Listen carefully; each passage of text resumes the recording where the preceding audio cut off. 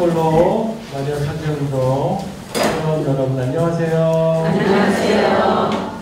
우리가 새해 인사를 못 나눈 것 같아요. 그래서 옆에 분들하고 새해 복 인사 한번 나눴으면 좋겠습니다. 새해 복 많이 받으세요. 새해 복 많이 받으세요.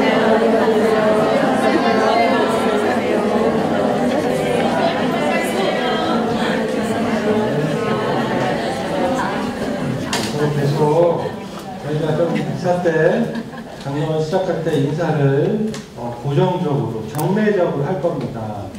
그래서 올해부터 좀 이제 바뀐 스타일이기 때문에 적응을 하시면 좋을 것 같아요. 오늘 이제 끝나고 좀 미사가 빨리 끝나야 된다고 얘기를 하셨는데 대신 이제 창기산 안 하고 대신 이제 강론이 좀 길어갖고 시간이 맞을지 모르겠지만 강론이라기보다 이제 세계 대표 신부님 신년사를 우리가 한번 다시 들으면 좋겠다. 내용이 우리 마리아 사제 운동이 어떤 운동인지 어떤 정신을 갖고 있는지 이것들에 대한 내용들이 아주 잘 담겨 있기 때문에 우리가 몇 번이고 보면서 또 이거를 기억하고 마음에 담고 또 올해를 살아가야 되지 않을까 싶어요. 여러분들이 하는 봉헌문 있잖아요. 봉헌문은 이제 압축된 내용들이고 그 압축된 내용들을 좀 풀어서 루카 신부님이 거의 이제 비슷한 내용으로 이제 신년사를 하시게 되는데 그냥 그런가 보다라고 하시거나 잘 한 번만 읽어서는 잘 이해가 안 되실 수 있습니다. 그리고 이 내용에 대한 전문은 유튜브 우리 채나콜로 유튜브가 있습니다. 거기 커뮤니티가 있어요. 그거를 참조를 하시면 좋겠는데 글씨가 작아요. 그래서 보시다가 아마 맨 밑으로 내려가지 않을까. 그래서 맨 밑에 내려가서 어떻게 해요? 국제대표 신부님이 신년사를 발표하셨구나 하고 이제 다른 유튜브를 봐야지 될 가능성이 많이 있습니다. 그래서 집에 가서 또 읽으시고 하면 좋겠지만 우리가 한번 내용이 한 3장 정도 되는데 좀 들어보시면 좋겠습니다. 2024년 1월 1일 천주의 성모 마리아 대축일에 아베 마리아, 사랑하는 마리아 사제운동 회원 여러분, 우리는 지금 다양한 시년을 보내고 있습니다. 2022년 마리아 사제운동 50주년이었고 2023년은 첫 메시지들 출판하였고 그리고 성모님께서 지극히 사랑하신 아베 사제들에게 라는 책이 세상에 나온 지 50주년 해였습니다. 그 2024년은 성모님께서 곰피 스테파노 신부님을 통해서 우리가 채나콜로를 하기를 바라시는 50주년이 되는 해입니다. 그래서 채나콜로를 많이 하자라는 내용들이 이 안에 담겨 있어요. 기억하는 모든 기념일은 받은 선물을 깨닫고 우리의 응답을 쇄신하는 기회입니다. 티 없으신 성신께 드리는 봉헌은 1917년 6월 13일 성모님께서 어린 루치아에게 파티마에서 루치아에게 말씀하신 대로입니다. 곧 이 시기에 우리를 도와주고 떠받쳐주는 하느님으로부터 오는 참 선물이며 참된 하느님께로 우리를 인도하는 길이고 피난처입니다. 성모님께서 이것을 실천하는 방법을 배우라고 하시며 또 다른 선물을 주셨습니다. 바로 채나콜로입니다. 우리의 응답이 완전한 감사가 될 수 없고 자녀다운 사랑을 드러내지 못하기 때문에 마리아 사제운동의 영적인 사명을 실제적이고 강렬하며 진실되게 살면서 채나콜로를 확산시키는 것입니다. 우리가 마리아 사제 운동 안에 기도가 체나콜로예요. 이게 체나콜로가 아니라 우리는 근데 체나콜로와 마리아 사제 운동을 좀 혼동하는 것 같아요. 같이 쓰고 있고 같은 동의어로 생각을 하고 있는데 평신도들은 엄밀히 말하면 마리아 운동 그리고 신부님들은 마리아 사제 운동이고 그 안에서 하는 기도의 형태가 체나콜로다. 근데 그 체나콜로가 올해 시작한 지 50주년 기념이 되고 체나콜로를 사모님께서 선물로 주셨다. 그래서 행사를 시켰습니다. 그 체나콜로 선물로 주신 이유는 신앙의 쇄신을 위해서 그렇다. 특별히 근래 들어서 이런 여러 기념일에 맞서 성령께서 우리에게 예고하셨던 대환난과 정화의 시기에 관련된 표시들이 더욱 강하고 지속적으로 드러나고 있습니다. 또 묵시록 12장의 붉은 용과 태양을 입은 여인의 전투 요소가 나타나고 있습니다. 고피 스테파노 신부님께서 선정하신 이후 까르텔리오 가브리엘리 신부님과 노랑 라롭게 신부님과 저는 이런 전투의 유형과 다양한 요소들을 성모님의 메시지 관점에서 이해하려고 시도했습니다. 그래서 외적으로는 전쟁이 될 수 있지만 내적으로는 교회에 이제 공격하는 요소들을 우리나라에서도 있을 수 있고 이제 보편교회, 세계교회 차원에서 보면은 이단과 오류 이런 것들을 이야기하고 있어요. 더 나아가 이런 상황 속에서 우리가 마리아 티아스 성신께 드리는 봉헌이 교회 안에서 어떻게 하면 우리의 구원적 활동이 되게 할 수 있을지도 찾았습니다. 교회가 세상의 요구에 적응하는 것이 복음이 찬란한 빛을 발하게 하는 것이라고 믿는 사람들이 교회 안에 있는 것도 분명한 것 같습니다. 이런 유혹은 늘 존재해왔던 거대한 유혹이었지만 실제로 복음 자체와 복음의 힘을 망치는 결과를 낳습니다. 예수님은 이런 생각을 결코 받아들이지 않으셨고 오히려 매우 단호하셨습니다. 이거 좀 관련 없을 수도 있지만 좀 비유적인 얘기일 수도 있지만 지금 축구계가 시끌시끌하잖아요. 그러니까 거기에 이제 단호함의 어떤 부분이 좀 이제 지도자의 단호함이 결여되어 있었기 때문에 발생할 수도 있었을 것 같다. 우리가 좋은 게 다 좋은 거다라고 하면서 그냥 유야무야하면서 이것도 받아들이고 저것도 받아들이고 하면은 그 가는 방향성에 있어서 어려움이 있게 됩니다. 그렇죠? 우리가 신앙생활을 하는 예수님이 가르쳐 준 것이 있는데 그것도 하고 어떻게 해요?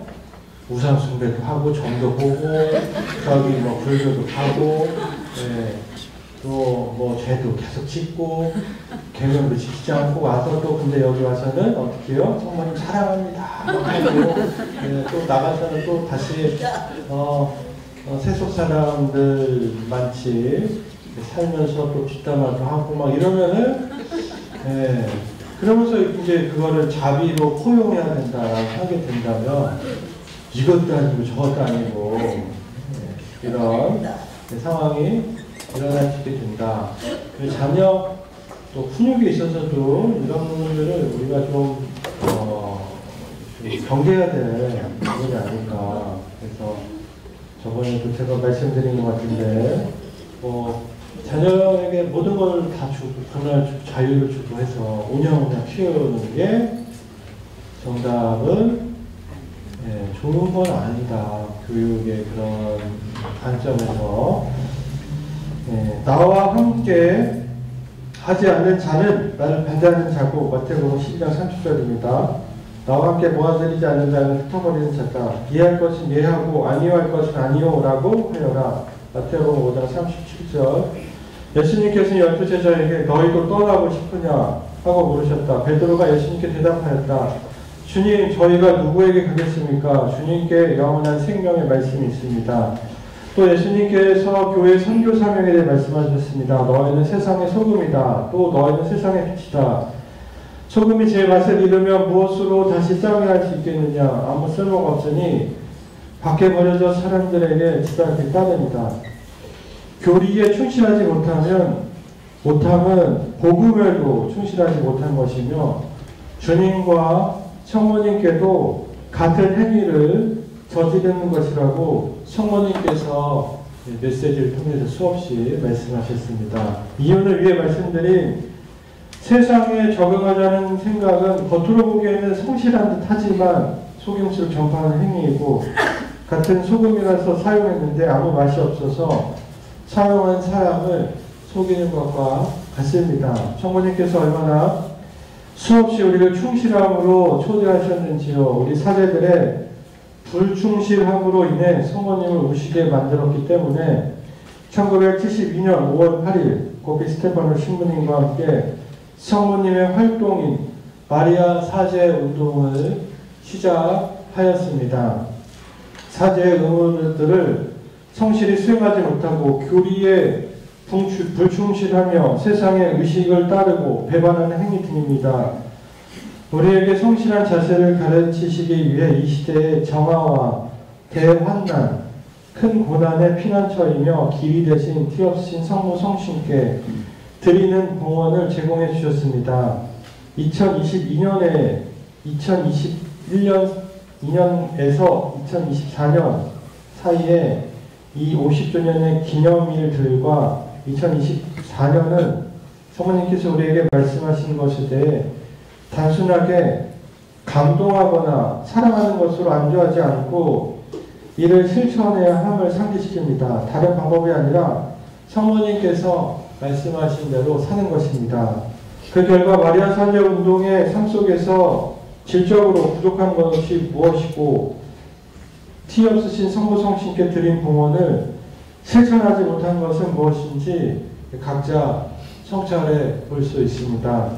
우리가 무기가 되고 싶다는 것은 맞지만 충전되지 않은 무기가 될 수는 없습니다. 우리 이제 성모님의 군대죠. 군대는 무기가 있습니다. 영적인 무기. 실제로 우리는 하늘의 3분의 1의 별들을 땅으로 떨어뜨리고 교회를 짓누르고 어둠으로 인류의 치명타를 가하며 세상 창조일에 단 한 번도 없었던 재앙이 되는 거대한 용에 치명적인 독약으로부터 유익한 해독제인 영적 무기가 되라고 초대받았습니다. 저는 얼마 전부터 많은 사람이 무엇을 해야 하냐 계속 묻는 말을 듣곤 합니다. 교회는 교리를 절대 바꾸지 않았기 때문에 단 한 가지 해야 할 일은 복음에 충실하는 것입니다. 성모님께서 정의하신 것처럼 가톨릭 교회의 교리는 이 시대에 티 없는 내 성심의 특별한 선물입니다. 성교황 요한 바오로 2세는 가톨릭 교리서를 공포하시면서 다음과 같이 정의하셨습니다. 공표하시면서 이 책은 성서와 사도 전통과 교회 고도권이 입증하고 조명한 교회 신앙과 가톨릭 교리에 대한 해설입니다. 나는 이 교리서가 교회 친교를 위한 유효하고 합법적인 도구이자 신앙 교육을 위한 안전한 기범임을 인정합니다. 이에 관해 교황 베네딕토 16세는 이렇게 상기시킵니다. 내 가르침은 내 것이 아니다 라는 말씀처럼 우리는 이론이나 사적 의견을 선포하는 것이 아니라 우리가 봉사하는 교회의 믿음을 선포하는 것입니다. 우리 사제들에게 있어 우리 신앙과 우리의 증언, 우리 사제들의 사업활동은 오로지 이런 보호 아래에서만 유지될 수 있습니다. 오히려 우리는 무엇을 해야 하는가 라는 질문을 던지기보다 성 베드로가 했던 것처럼 참회하고 회개하라고 우리 스스로에게 답을 하는 것이 좋습니다. 이는 예수님의 첫 번째 가르침인 하느님의 나라가 가까이 왔다 회개하여라 나를 따라오너라를 이어간 것입니다. 회개 없이 그리스도인 생활은 없습니다. 회개가 없다면 은총이 우리를 바꿀 수 없고 성사들을 받을 수도 없으며 축복이 하느님께 우리를 가까이 가게 하지도 못하고 성령의 선물을 발전시킬 수도 없습니다. 그저 속임수에 불과하게 됩니다. 성모님께서 티없인 성신께 드리는 봉헌기도에서 가르쳐주신 대로 회개와 충실함으로 짜인 날마다의 우리의 일상은 건설적이고 구체적인 응답입니다. 이런 여정 속에서 성모님은 우리 사제들에게 예수님의 사제적인 삶의 요소들을 깊이 있게 살라고 가르치십니다. 티없인 성신께 드린 봉헌의 열매들 중 가장 중요한 열매는 예수 성신과 티없인 성모 성신께 더욱 닮게 만드는 구원 활동에 참여하는 것입니다. 곧 고통을 봉헌하는 것입니다. 육체적인 고통이나 일상생활의 고통만이 아닌 큰 고난과 정화 속에서 영혼 상태로 인한 고통까지도 봉헌하는 것입니다. 많은 영혼이 경험하게 될 혼란에 대한 고통, 몇몇 목자들의 배교에 대한 고통, 적 그리스도의 혼란으로 복음을 끌고 가는 교묘한 악마적 술수를 깨닫지 못하는 몇몇 사람들로 인한 고통을 봉헌하는 것입니다. 교회 구성원들이 저지르는 타격과 배격으로 인해 교회의 고통입니다. 이런 고통을 감수하라고 초대받은 우리들입니다. 그러나 우리만의 고통이 아니라 혼란에 휩싸인 영혼들을 돕고 교회를 적대하는 악마의 행위의 희생자들의 고통을 받아들이면서 이렇게 큰 고통을 당하는 현대 교회를 위해 착한 사마리아인들이 되라고 초대받았습니다. 우리 고통은 우리 자신 속에 폐쇄되어 있지 말아야 합니다. 오히려 자비 안에 머무는 고통이어야 합니다. 이는 잘못된 고통 속에 빠져들지 않기 위해 우리가 배워야 할 고통의 형태입니다. 우리는 이러한 고통이 싹트고 열매 맺을 수 있도록 배워야 합니다. 불평하는 행위가 있고 고통을 감수할 줄 아는 행위가 있는데 본질적으로 차이가 있습니다. 고통을 제대로 살 줄 안다면 교회를 대항하는 악마의 행위를 저지시키는 방벽이 될 것입니다. 그렇지 않다면 무용지물이 될 것입니다. 성모님께서 이런 고통을 사셨고 이를 우리에게 가르치신 대로 배울 수 있도록 기도할 필요가 있습니다.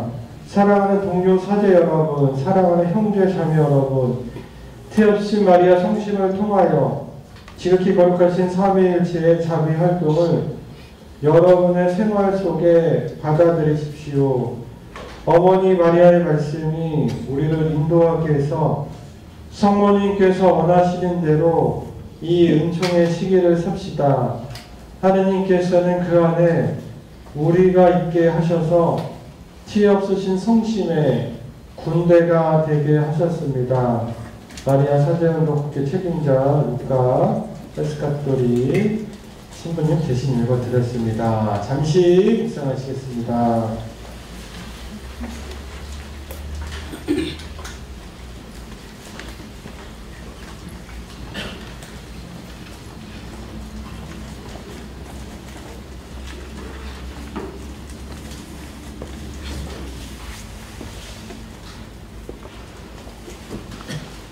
일어서십시오.